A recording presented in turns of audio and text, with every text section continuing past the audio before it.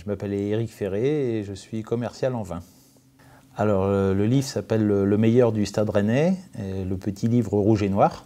Donc c'est un livre qui retrace la petite et la grande histoire du Stade Rennais de façon sérieuse et aussi un petit peu décalée, avec des rubriques qui sortent un petit peu de l'ordinaire que je suis allé chercher, qui n'avaient été traitées nulle part. Au départ, on parle des présidents, des entraîneurs. Après, donc, on aborde des thèmes un petit peu qui partent dans tous les sens. Il y a les plus belles moustaches du Stade Rennais, par exemple, le Stade Rennais en famille. Donc c'est les membres de la famille qui ont joué au Stade Rennais ou qui ont eu un frère ou un père ou un cousin, etc., qui a joué dans un autre club ou dans le sport en général.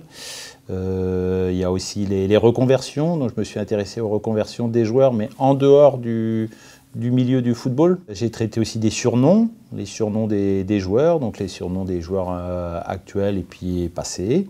J'ai parlé aussi des joueurs par pays, d'abord par continent, les Africains, les Européens de l'Est, les Américains et d'ailleurs, et aussi les Brésiliens et les Brétiliens. Autrement, donc on a parlé aussi de Rennes au cinéma, puisqu'il y a un cinéaste notamment qui s'appelle Fred Cavaillé, qui essaye d'incruster à chaque fois une allusion au Stade Rennais dans ses films. Le public de Rennes a souvent été reconnu pour être un petit peu froid. C'est un public plutôt de spectateurs, hormis le RCK, qui est le COP qui se situe derrière les buts dans la tribune Bordel. Par contre, c'est un public très fervent, très fidèle, parce que le club a quand même connu pas mal de déconvenues lors des 10 dernières années, notamment avec des finales de coupe perdues, et le public répond toujours présent. Donc c'est vraiment un des publics les plus fidèles de France, je pense.